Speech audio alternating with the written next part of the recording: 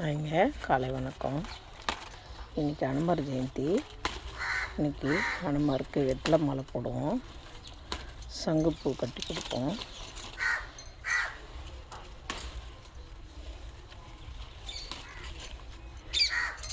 பாருங்கள் எவ்வளோ இருக்குது பாருங்கள்.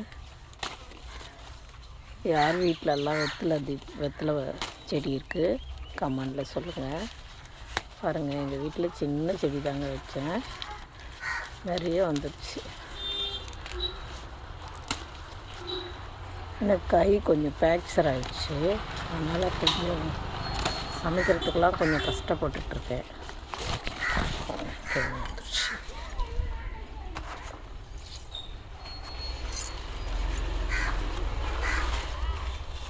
லெஃப்ட் கையில் செய்கிறேன்னா பறிக்க முடியல.